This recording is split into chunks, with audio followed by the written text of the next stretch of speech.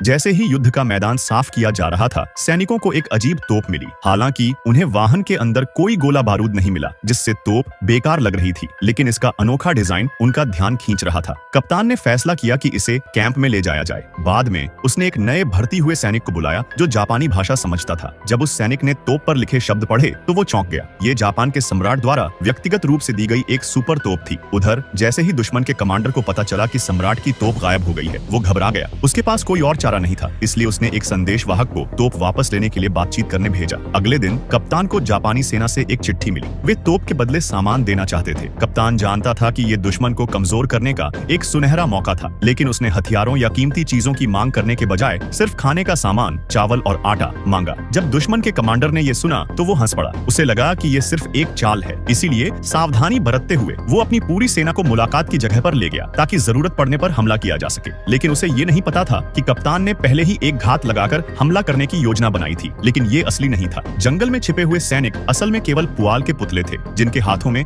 नकली बंदूकें थीं। इस चाल का दो उद्देश्य था। पहला, दुश्मन बेवजह अपनी गोलियां खर्च कर दे, ये सोचकर कि वे खतरे में हैं। दूसरा, जब पूरी दुश्मन सेना व्यस्त होगी तो असली सैनिक चुपचाप उनके बेस में घुसकर उनके हथियार चुरा लेंगे। दुश्मन के कमांडर ने जंगल में छायाएं देखी और राहत की सांस ली, ये सोचकर कि उसने पर्याप्त सैनिक लाए हैं। फिर उसने अपने सैनिकों को आदेश दिया कि वे कप्तान से पूछें कि तोप का आदान प्रदान कैसे होगा। कप्तान, जो खुद भी दुश्मन की चालों से सतर्क था, किसी को भी ज्यादा पास आने देने के लिए तैयार नहीं था। उसने मांग रखी कि केवल कमांडर और उसका सहायक ही खाना लाकर दें। अगर वे इनकार करते तो सैनिक ग्रेनेड से तोप को नष्ट कर देते। दुश्मन के कमांडर को यह शर्त पसंद नहीं आई, लेकिन उसने ग्रेनेड देखे और मजबूरी में मान गया। दोनों आदमी बार बार खाने की बोरियां ले जाकर रखते रहे। जब ये अंतहीन काम खत्म हुआ और कमांडर ने राहत की सांस ली, तभी कप्तान ने एक और शर्त रख दी। केवल वही कमांडर तोप लेने के लिए आगे आ सकता था। ये सुनकर कमांडर बहुत गुस्सा हो गया, लेकिन फिर भी उसने आदेश का पालन किया। जैसे ही वो तोप लेने गया, अचानक जंगल में हवा का एक तेज झोंका चला और वहां छिपे हुए नकली सैनिक गिर पड़े। तभी उसे एहसास हुआ कि उसे बेवकूफ बनाया गया है। गुस्से में उसने अपनी सेना को गोली चलाने का आदेश दिया, लेकिन अब बहुत देर हो चुकी थी। कप्तान के असली सैनिक पहले ही सुरक्षित लौट चुके थे। अब दुश्मन के कमांडर के पास न तो तोप खोने का जोखिम उठाने का विकल्प था और न ही सैनिकों की जान गंवाने का। शर्मिंदगी में उसे माफी मांगनी पड़ी और खाली हाथ लौटना पड़ा।